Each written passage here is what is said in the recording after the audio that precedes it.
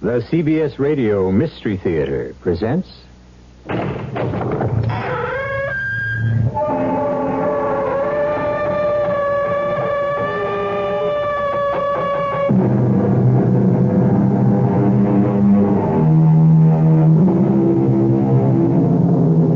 in. Welcome. I'm E.G. Marshall. We've all had the experience of meeting someone who bears a remarkable resemblance to someone else. In a country peopled by 220 million individuals, is it possible that someone, somewhere, is your double? Not just someone who looks like you, but a complete and exact double? Susan Hollis can answer that question better than I. I was waiting for the light to change at 5th and 49th when it began. A stoutish, stylish, older woman was headed past me for the door to Saks when suddenly she stopped and her jaw dropped, looking for all the world as if she was seeing a ghost. Helen Roberts! I can't believe it. I'm afraid you've made a mistake. Oh, not me, honey. Don't try to tell your one-time friend and next-door neighbor that you're not Mrs. X. Daniel Rogers of Sterling Drive in Sandport. Nope, just plain Susan Hollis of Jackson Heights, Queens. Okay, that's the way you want it. Heaven knows I want no part of you. I'm only sorry to see you looking so well after what you did. By this time, the way you were going, I thought you'd have been long dead.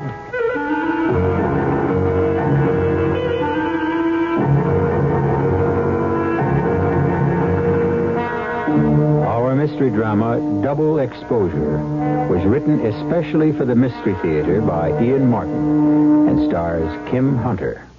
It is sponsored in part by Anheuser-Busch Incorporated, Brewers of Budweiser, and Buick Motor Division. I'll be back shortly with Act One. You've seen the Budweiser commercials on television, and maybe you've wondered how long people have been putting that famous Bud label on things. Well, not as long as the brewers of Bud have been putting things on the label. Things like a list of Bud's most important ingredients. Quote, brewed by our original process from the choicest hops, rice, and best barley malt. And things like the following statement. This is the famous Budweiser beer. We know of no brand produced by any other brewer which costs so much to brew and age. Our exclusive Beechwood aging produces a taste, a smoothness, and a drinkability you'll find in no other beer at any price. Unquote. Yes, brewing beer right does make a difference. Read the Bud label. Taste the king of beers, and you'll agree, when you say Budweiser, you've said it all. Anheuser-Busch, St. Louis. Remember when you were a kid and how neat it felt to come into a warm and secure home after school or after playing in the rain? And you probably thought that when you grew up, you'd want your own home to feel that same way. Well, time has taken you into a home and a family, but that feeling that you and your home long for seems to be missing. Well, Kay and Bill Evans have a simple solution. Drapery's Unique, the home of distinctive custom decor in Keystone Park. Choose exciting wallpaper for the kitchen. Give warmth to the den by the addition of woven wood shades, of which Drapery's Unique has the Southwest's largest selection. Or make the living room more livable with custom draperies available in over 6,000 different fabrics. And right now couldn't be a better time to give your home that feeling by taking advantage of Labor Less Savings, now until September 15th. 50% savings on labor and 25% savings on lining for custom draperies. Once again, 10-day delivery available at Drapery's Unique in the Keystone Park Shopping Center.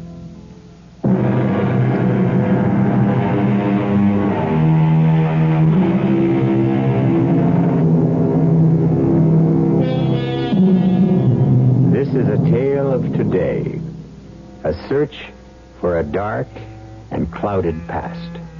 A haunting story of chance encounter, if there is such a thing. Or is everything predestined from the moment we come into the world, crying for the warmth and comfort we have left? This is a story whose present is buried in the past, to be lost and found again in the future. But it is not my story. It belongs to Susan Hollis. Well, it wasn't a very pleasant encounter, but it was just a small mistake in identity. something to be disregarded. But in the meantime, the light had changed, and I stepped off the curb. And it happened again. This time it couldn't be waved away as easily. It changed my whole life. Helen. Well, I'll be damned. Look, I'm not... All these years looking for you, and the first day I'm back again in the U.S., you're the first person I run into. Look, I'm sorry, but I am not Helen. Oh, now, look, you can't get away with that. Don't you think I know my own wife? What? Oh, come here. We better get back on the curb. We're blocking traffic. Here, let me give you a hand. Look, I wasn't going back this way. I wanted to cross. And I wish you'd listen to me. I am not Helen Roberts. And I'm certainly not your wife. Well, technically, of course, the Roberts is out. What is the name now, anyway? My name is of no importance to you. Now, if you'll be kind enough to let me go... Oh, come on now, Helen. Give me a break, huh? Now, let's go somewhere for a drink, and I can at least tell you about the children. Or don't you even want to hear about them? Mister, will you listen to me, please? I have never been your wife. I've never seen you before in my life. But I just saw you talking to Lillian Freiberg before she went into the store. I never saw that woman in my life before either. This is getting like a nightmare. Look, I just Helen, don't want to... please, be reasonable. Now, if you don't want to talk here, give me a phone number or an address where I can reach you. Let me go. Or I warn you, I'll holler like all get out for a cop. I'm sorry. And once more, just so maybe it will sink in, I am not who you think I am. I would have laughed at the whole thing, except they both seem so darn positive. All afternoon, the incidents came back to haunt me and annoy me. Because of them, I kept making typos and got so behind in my work. I finally did forget the whole silly thing in a rush to get all my letters typed in time to make the subway before the rush hour. But having dinner with Ed that night, it came back to me. And I told him about it. You sure you don't want dessert? No, thanks, Ed. Just enough room to finish my coffee. You go ahead, though. Not me. I'm having trouble squeezing into my uniforms right now. Sitting in that squad car does it. On you, it looks good. On me, it looks just as bad as anyone. Except it don't matter all that much. What do you mean? If I got all the way back down to 175, I still couldn't get anywheres with you. Ed, please. Our friendship is too valuable to me. Let's not start that again. Oh, don't worry. I took my licks on that 2 years ago. Well, I say 1 year ago. You were sweet and kind, Ed. To wait that whole year after Carl died. Well, I had to give you a chance to shake down, Susan. That was one rough marriage. Poor Carl. 2 months we had. And then 4 years in a wheelchair. Well, it's the risk you take when you're a cop. At least the way it's turned out, he left you a pretty rich woman. All the money in the world couldn't make up for... Oh, Ed, for heaven's sake, let's get off this old merry-go-round. Oh, I'm sorry, baby. Guess I started it because I keep reaching for the brass ring. So, yeah, let's change the subject. You still a little shook over what happened this afternoon? You're stupid, I guess, but I am. Honey, you should spend a couple of days at the precinct house where we run lineups. You any idea how hard it is to get a solid identification from a witness or a plaintiff? You're talking about someone who's seen the other person once.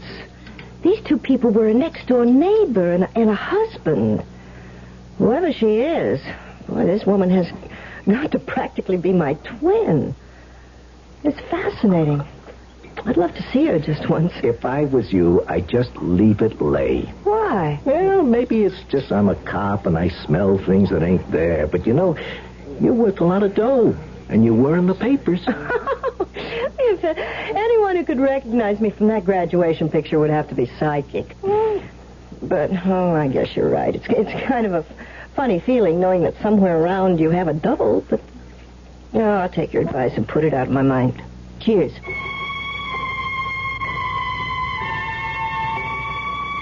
I wasn't going to be allowed to forget it.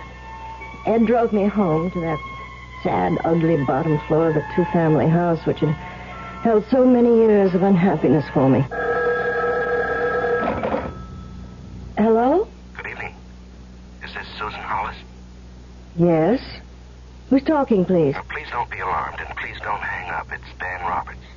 Who? You're the man who stopped you on the street today at lunchtime on 5th Avenue, remember?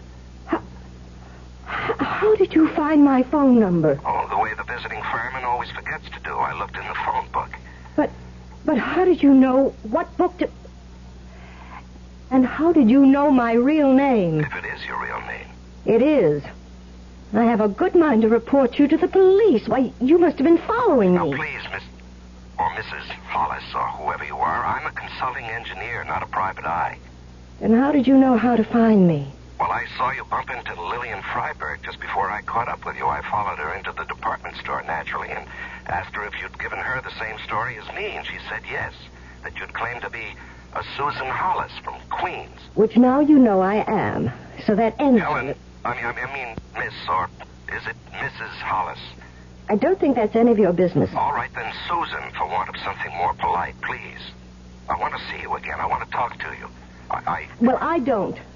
I want you to stop bothering me. It's not for me. It's for two little girls named Kim and Jenny. Don't they mean anything to you? No, of course they don't. Now, damn it, Helen, what kind of a mother... Please, forgive me. I wish I could make you understand, but if you really are who you... Well, you couldn't be. But I've got to see you again, Miss Hollis, or whatever your name is. Look, oh, for heaven's sakes, if it'll make you talk in sentences instead of gibberish, it's Mrs. Hollis. You're married. My husband is dead. I'm sorry.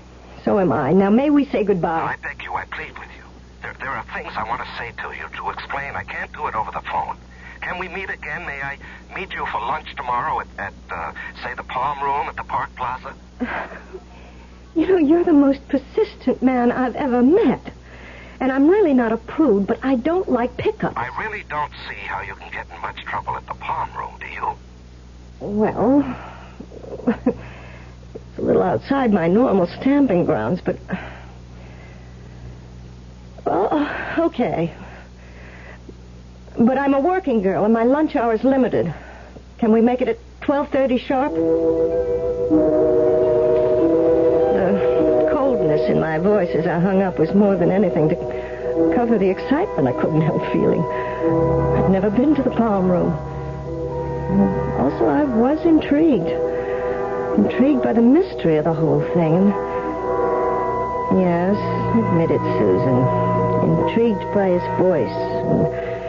And my memory of a very handsome man that unexpectedly I was about to meet again.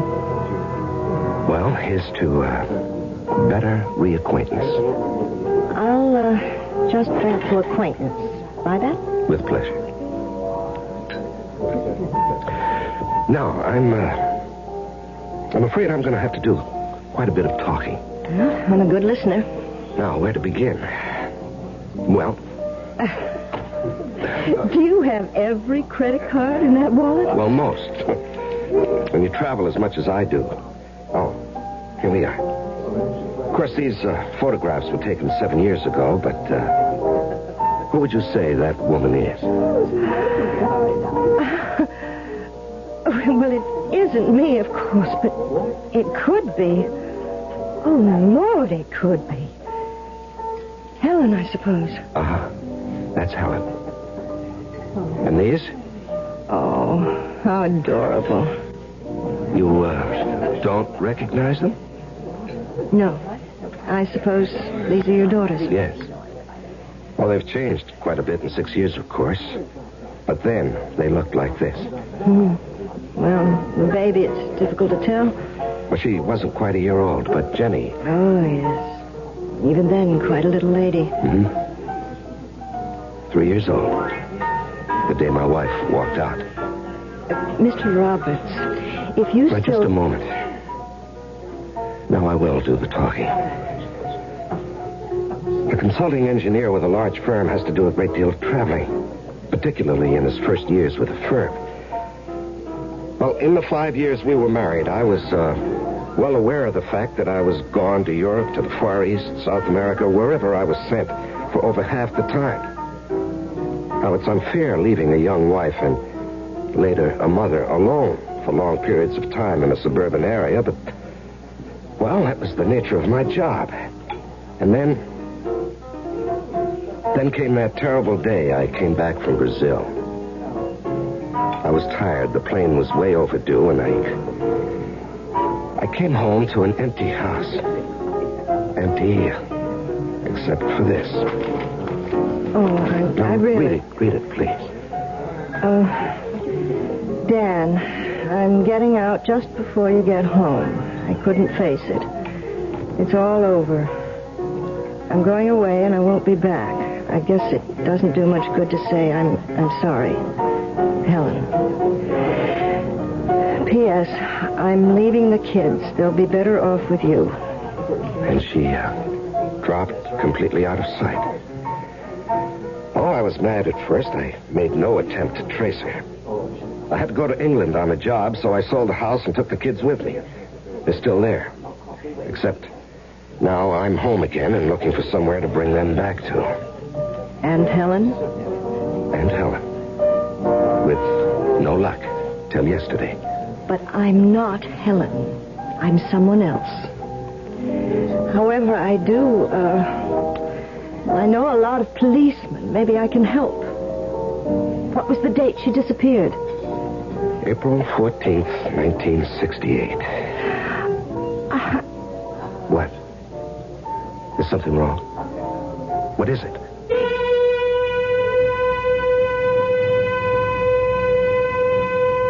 Why would Susan start so at a particular date? There's been no doubt in our minds from the very beginning that she is exactly who she says she is. Is it possible that in some way there is doubt in her? But as I said, this is Susan's story, so we'll let her tell the rest of it when I return shortly with Act Two. Excuse me, sir, but do you know what happens this time of year? Right on, pal. I happen to know that right about now a freak blizzard falls on Dumont, New Jersey, and they're snowed in for the rest of the summer. Happens every year. Nope. You see, what happens this time of year is that you can get a particularly good deal on what is perhaps the most luxurious midsize car on the market, the midsize Buick Century Regal. Well, what good's a car when you're hopelessly snowed in? Well, that's a point. Spruce and maple trees give us the violin.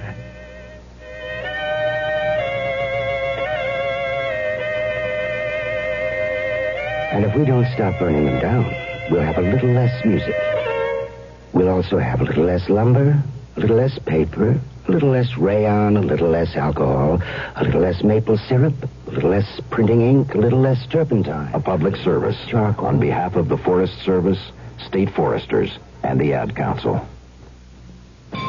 Morning, Mr. Green. Say, haven't seen this big car in a spell. Nowadays, Caleb, we use our small car mostly. You know, this big engine might not be getting the exercise it needs. Exercise? Yup, to get rid of harmful engine deposits. Make sure you're using Quaker State motor oil. It's fortified to fight deposit buildup. Is Quaker State still available in most places? Yup, but people need it now more than ever. Quaker State your car to keep it running, yeah.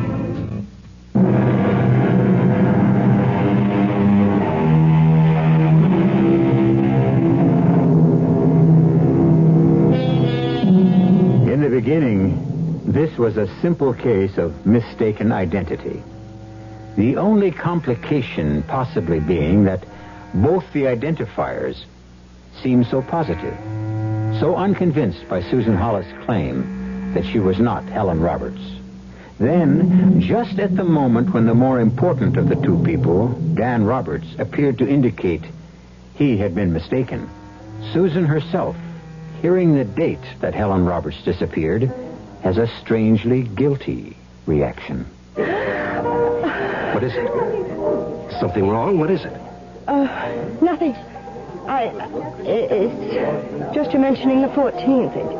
It's a date that happens to be very important in my life, too. That's all. Important how? How long were you married to Helen? 4 years. And you met her in a... How did you meet her? That's not what you were going to say at first. You haven't answered my question. Okay. I met her in a hospital. Nothing serious. I broke my damn fool leg skiing, and they flew me down from New Hampshire to have it set. What hospital? Physicians.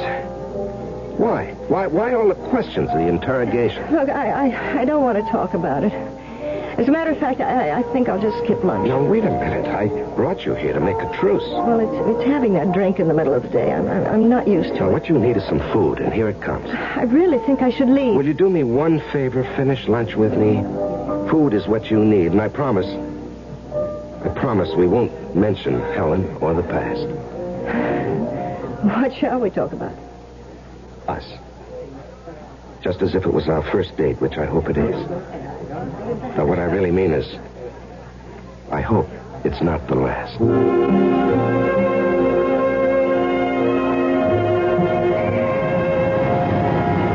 Thank you for the palm room. And I have to confess that's really what lured me into accepting your invitation. Oh? Where would you like to go next time? Oh, well, I'm not sure there should be a next time. Well, why? Haven't I told you I'm ready to believe you're exactly who you are, Susan Hollis? Yes? But you haven't told me exactly why. Well, I'm afraid I was desperate enough to engage in some skullduggery. Like what? I stooped to snoop. You see, I went out to Jackson Heights and your neighborhood this morning, and by posing as a survey taker, I got quite a bit of information about you from the butcher, the baker, your landlord, and so on. Well, I think you had one hell of a nerve. What did you find out? Just that you are Mrs. Hollis, that your husband was a policeman, and that while going to the aid of an old lady who was being mugged, he was shot in the back, in the spine, to be exact, by the mugger's accomplice, and that he spent the rest of his life almost completely paralyzed. I'm sorry, Susan. I want somehow to make up some of it to you. Why? Well, it's too complicated and too intimate to be talked about here and now. Look, this is my building anyway. And I'm already late getting back. Goodbye, Dan. Please, Susan. Look, I don't know what I'm getting into. Nothing you'll be sorry for, believe me. How can you convince me of that? How can I convince... All right, I'll make a bargain with you, Dan. I accept without hearing the terms. Don't call me or come to my house. I'll call you within the next 3 days, I promise. Just give me your number where I can reach you.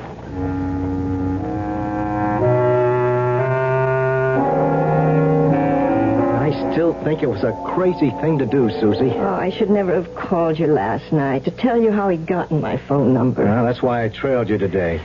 Well, what did he want to talk to you about? 2 things, really. And they both sort of surprised me. How? Well, first off, he showed me a picture of his wife. Huh? And even given the fact that it was taken 7 years ago, the resemblance was absolutely uncanny. A picture can be touched up so you couldn't tell her from your own mother if you start from someone looks near enough alike. But why would he want to do anything like that? What would be the point? Just to meet me? Why not? Oh, Ed, you're sweet. Maybe I'm something very special to you, but I'm not nearly as attractive as you. You'd be surprised how attractive even the ugliest dame with 250,000 fish in the bank, to say nothing of Carl's insurance and your own savings, can look to a guy who lives off of women. Look, you can't think that about someone as sweet and as nice as Dan. Oh? Hey, we're on a first-name basis now already? Oh, well, Oh, you don't have to tell me. I could tell by the way he was turning it on. He was getting to you. Oh, look, damn it, I don't like being spied on. Well, I'm just trying to watch out for you. Ed, I know, I'm sorry. It's just the way he talked about his wife, even after she'd walked out on him like that. Walked out on him like what?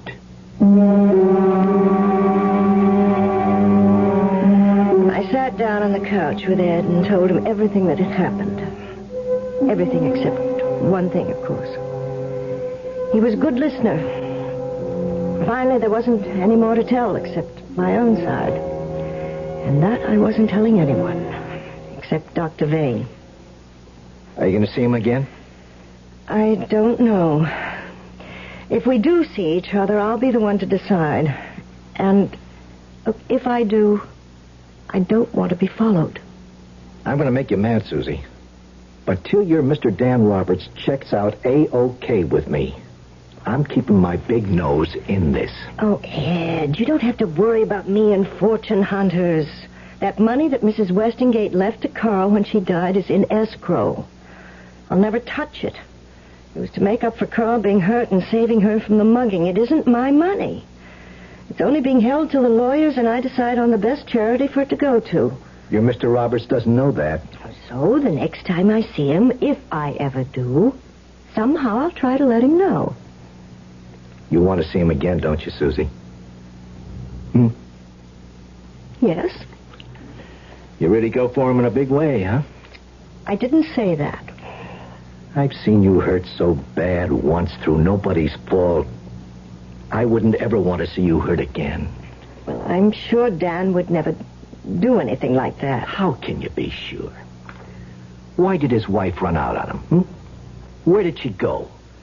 How come she dropped out of sight like a stone in a pond? Where is this Helen Roberts, if there ever really was one? There's a million questions to be asked, Susie. And what's more, answered. Look, they can all wait, Ed. There's one of my own that has to be answered first.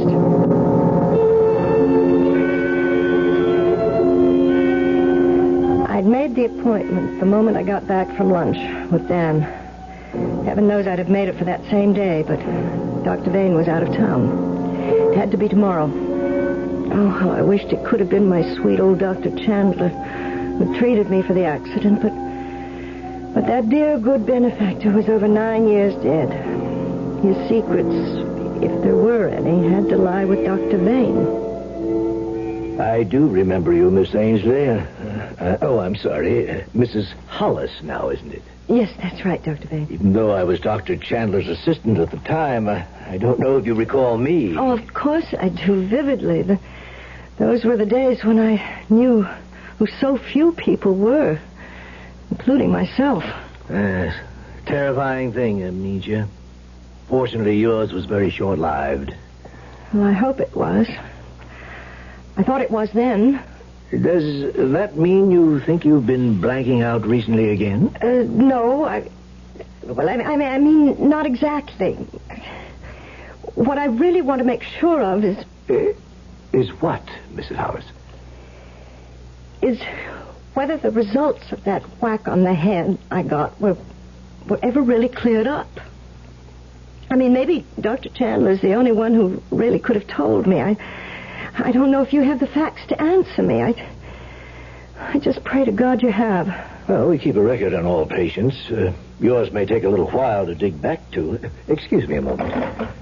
Nurse, will you look up for me in the inactive file a patient of Dr. Chandler's, Miss Ainsley. That's Ainsley, first name Susan. Now, while we're waiting, why don't you tell me what's worrying you? Well, I'll have to begin at the beginning. I was 17 in 1964, fresh out of high school, and fresh out of Nebraska, arriving in the city, the big one, the only one where every dream comes true. Some of this only came back later, you understand, but I'm trying to tell it in one straight line, or maybe I'll get you lost, too. I understand. Tell it any way you want to. Well, my mother died when I was 15, and I'd been sort of keeping house for Pop. Just the two of us. Then he died, just after my graduation, and that was the end of my family. By the time I settled up everything and buried him, there was less than $1,000. I had to get away. So I paid my bus fare, kept $20 or $30 in my handbag, and stuffed the rest in my bra. That, with 2 big suitcases, were all I had. I could hardly lift them. New York, when I got there, was freezing cold, and there was black ice on the streets. Coming out of the bus terminal, I slipped and fell. Hit my head. When I came to, I was in Bellevue Hospital. A lucky thing you had those suitcases. I can recall Dr. Chandler telling me about you and saying if they hadn't broken your fall, you'd probably have broken your neck or ended up with a really serious skull fracture. Oh, not to know where I was, where I came from, my name, nothing. Somebody had stolen my pocketbook with every piece of identification I had. I don't think I'd have ever remembered anything Dr. Chandler hadn't tracked things down for me. But he did. Not only that, he got me the job and training here at Physicians Hospital as a nurse's aide. And when he died, he left me enough money to go through secretarial school. In every way, he gave me a chance at life. Yes. Amnesia is a frightening condition, but it didn't take you long to get your name back. Well, it was 2 months. I know that Dr. Chandler gave me an identity and a name. But was it the right one? What? Was he just so sorry for me that he made up a name and a background and got people to call me from Lincoln and to write letters just so I could be called somebody named Susan Ainsley? But that's who you are. It's who I thought I was 2 days ago. Now I'm not so sure. I'm here today to find out if it's possible that I might be someone else. Someone called Helen Roberts.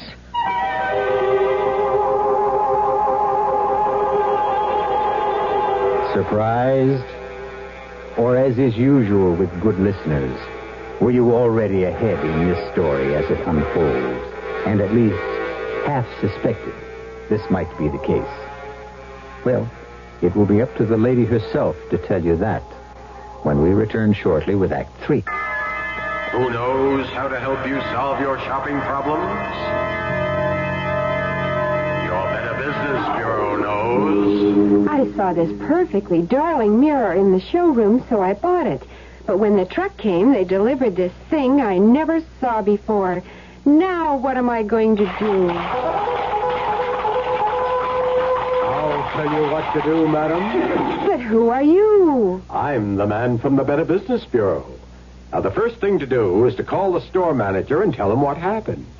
But in the future, when your merchandise is delivered, you should examine the item before the delivery truck leaves. And if it's to be delivered from a warehouse, have a clear understanding with the dealer that unless it is the same as the sample shown to you, you will not accept it or pay for it. Oh, thank you.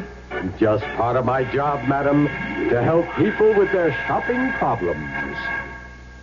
On the corner, Church's Kitchen's making golden fried chicken. Right before your eyes, always crisp, deep fried.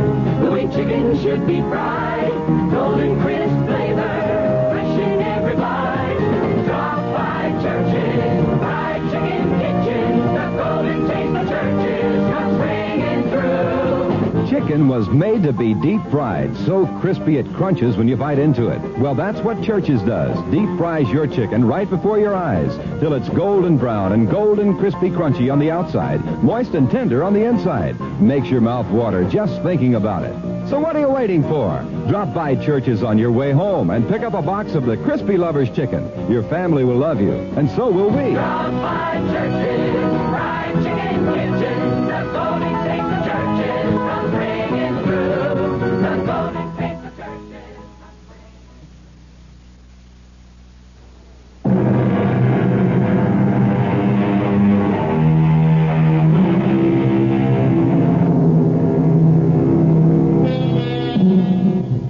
Confusing story, isn't it?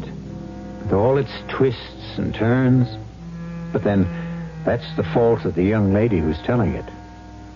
Because if anything has ever exposed you in your life to sheer and sustained panic, even the threat of its returning is enough to make the strongest understand the ostrich and feel like hiding your head in the sand.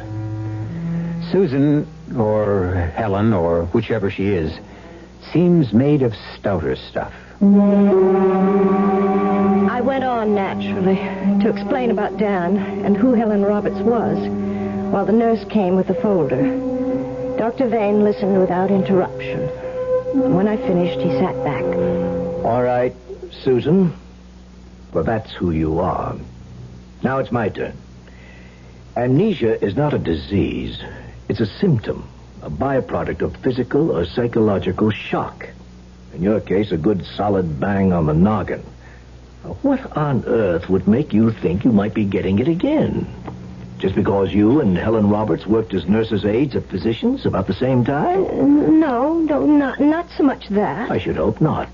Because you were in children's ward, and she must have been in orthopedics. And you know the buildings are 5 or 6 blocks apart in this huge complex. It wasn't that so much. It was the date. The date? April 14th, 1968, the day Helen left Dan. That was the day I met Carl. Your husband? Yes. Well, I sense you're still uncertain about your identity. There are plenty of other ways to clear up, you know. I know. I just wanted to take the shortest cut. This man you met, this Dan Roberts, he rather swept you off your feet, didn't he? Yeah, I'm afraid he did. Then if you won't trust me, see your gynecologist. What? You and Carl never had any children, did you? I never had a child. Then how could you possibly be Helen Roberts, who had 2? I was out of all the dark caves and the twisting caverns and into the sunlight. And the first thing I did when I got home was ring Dan.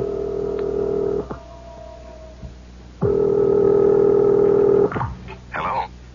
Dan? Yes, who's this? The problem lady. Susan. Is that offer of a date still open? Just name the time. All right, tomorrow. Friday night. Where do we go? I'll pick you up at your office after work, and, we'll drive up into the country and have dinner.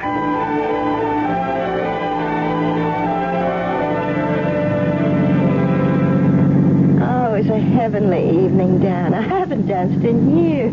I was so clumsy. Oh, that was me. I haven't danced in even longer, but it was good. I'll take every bunion and blister happily and come right back for more. Oh, you couldn't have stepped on my feet. I was floating. What are we stopping for? We're home. That is, you're home. Oh, shucks. Well, I'd invite you in for a nightcap, but I haven't anything. Madam, you have everything in the world. But I tell you what I'll do. I'll make a bargain. I know you're tired. I'll let you go right to bed if you promise me tomorrow. All right. What time? All the time. I meant all the tomorrows. Saturday, Sunday, Monday, Tuesday, etc., ad infinitum. I love you. I love you, and I want us together. Oh, Dan. Kiss me. Oh, Dan. Oh, Helen. Helen. Helen, you mean after all my long explanations this evening, you still think I'm Helen? No, wait a minute. That just slipped out.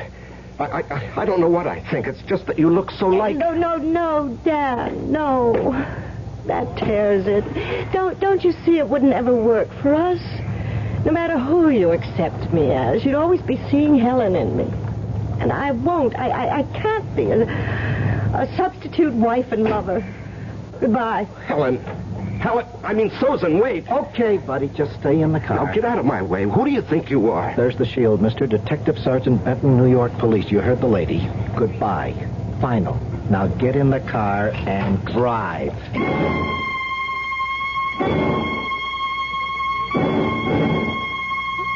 Oh, I know you meant well, Ed, but why did you have to butt in? The way it looks, you're better off without this guy. You could be right about that, but I'd like to mind my own business. This isn't any business for you. I'm telling you, I got this straight from the Sandport police. They ain't closed the file on this guy Roberts. The way his wife disappeared and all. Okay, so she took a powder. That happens. But why doesn't she show up anywhere else? Huh? How come she never even comes back for the clothes and jewelry she left behind? Why Wait a minute, Ed. Are you trying to suggest that Helen is dead? He could have done away with her. Dan? Oh, don't be silly, Ed. But if she isn't alive anymore... Oh, if I just knew that. Maybe there'd be a chance for both of us. I'd made up my mind before I got rid of Ed. The picture of Mrs. Freiberg was suddenly fresh in my mind, looking at me as though she'd seen a ghost.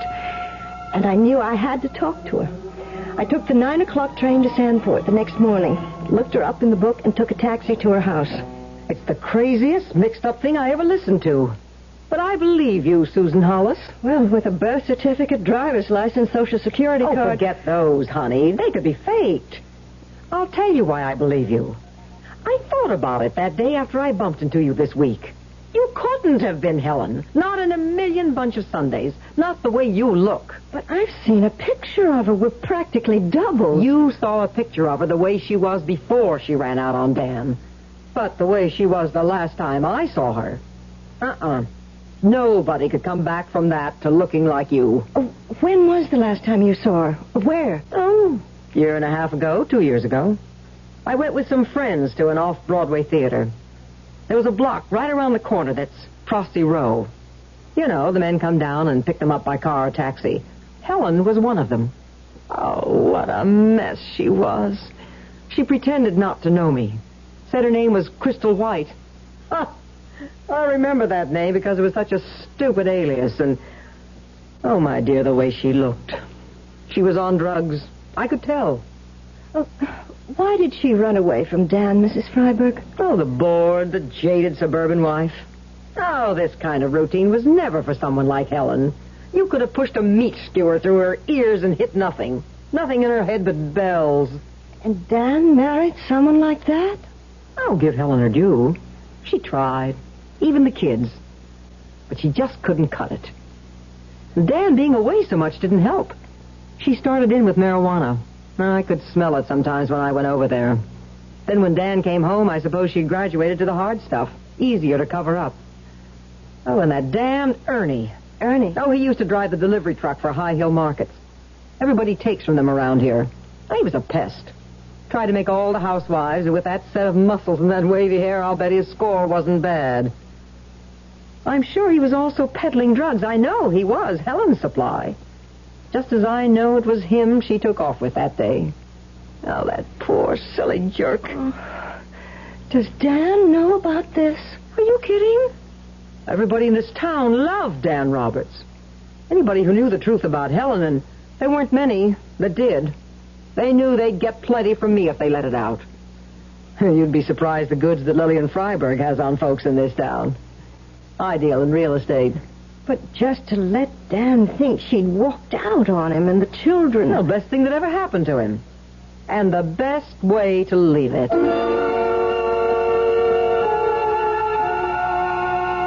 it was a sad, long ride in from Sandport. It didn't help to find Ed waiting for me in his car outside my house. Susan, I've been waiting for you over an hour and a half. Where have you been? It doesn't matter. Ed, I don't want to see anybody. That's where you're wrong. You and me are taking a ride. Hop in. I just had one. I don't want another. You want this one. You don't know it, but it's Christmas. You listen to Santa, Ed, and I'll explain while we're on the way. Doors open. Get in. All right. First off, clean bill of health on your boy, Dan Roberts. He checks out A-OK. Owe him and you an apology. Are you taking me to Dan? No, he's on his way down where we're going in his own car. I broke the whole story to him. Now I gotta break it to you.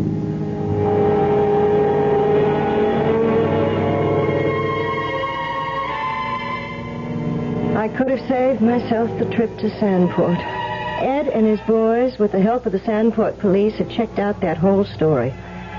Only they'd taken it a giant step further, to a halfway house in Brooklyn, where we were headed for now. I had all her things out on the desk already, you see, for the other gentleman, her husband. Mrs. Will, this is the young lady I told you about. Oh, yes. Oh, just let me change my glasses. These are for reading, and the others are... Oh, my, yes, you do. Just like her. Before, you know. Before? Before she got hooked on those awful drugs. They come here only at the end, really. Oh, I can't get over it. The sergeant only showed me your picture, and you didn't look like more than, well, sisters. But seeing you in person and comparing it to this picture, regular twins. Oh, Ed, why did did you bring me here? What difference does it make? I just thought, Susie, that you ought to know your rival is gone for good and all. Now, if he's what you want, you don't have to play second fiddle anymore. Where's Mr. Roberts? He went over to the grave. He said to ask the lady if she'd join him there. You know where it is, Sergeant. Yeah.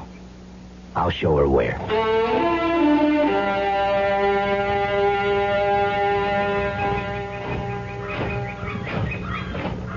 I came, Dan.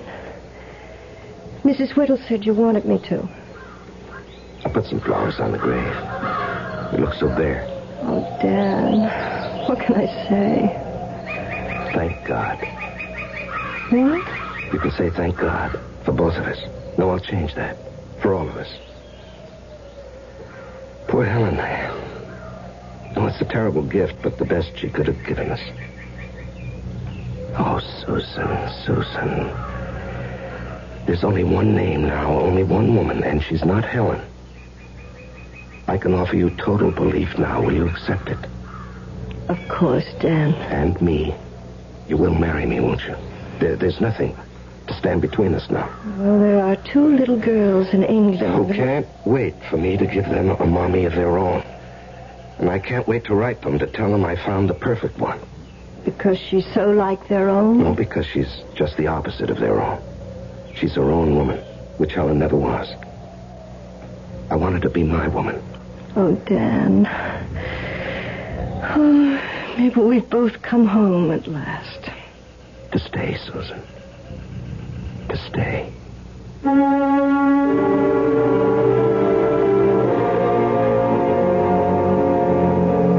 A little like having been in a maze, isn't it? Twisting and turning, running into dead ends, the feeling of frustration, and a lurking, haunting feeling that maybe there is no way out, especially if the labyrinth is dark enough, as it was for Susan.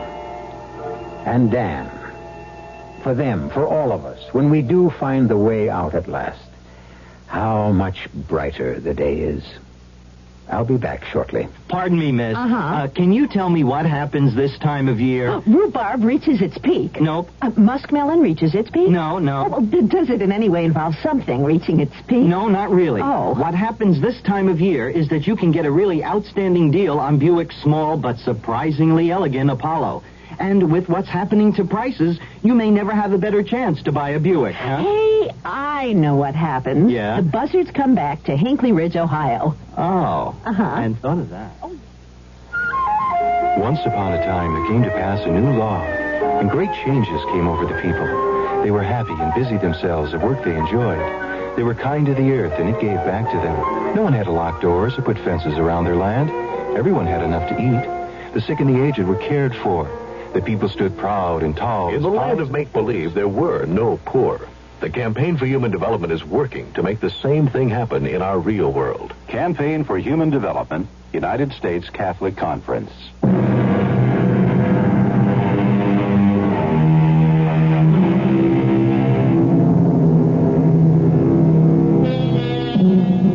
Susan Hollis is now Susan Roberts, and they do live in suburbia again.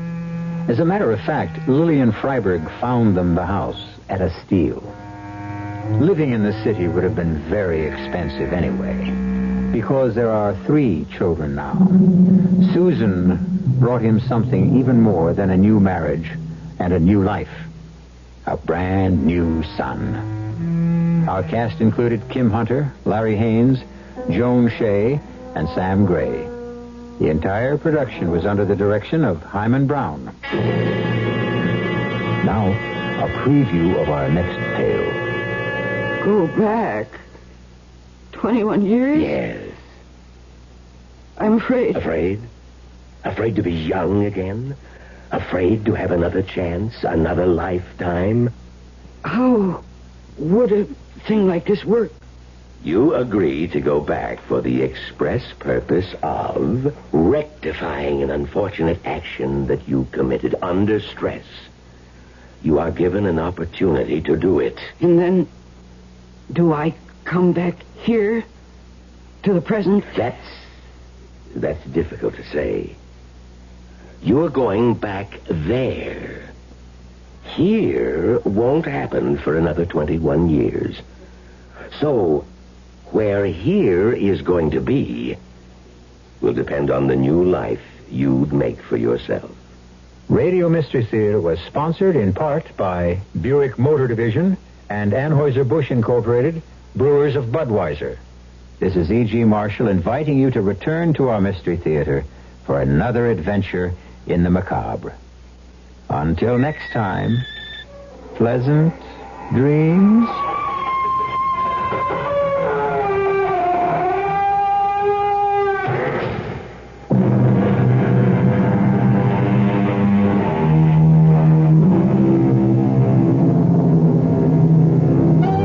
For the best food anywhere in town, hop in the car and come on down and eat at your Wyatt cafeteria. There's a handy Wyatt close to you. The food is great And thrifty, too. at your nearby Wyatt cafeteria. Eat out at Wyatt's Cafeterias tonight. There's one in your neighborhood. It's the goodest. It's cheaper than eating at home. Eat at your nearby Wyatt cafeteria. When we got a lot of wash, we gotta do. And all the skirts and shirts are dirty through and through. That's when we're glad for Fab. Clean, so clean, lemon fresh and too. Fabs are seen, a booleana do. White, so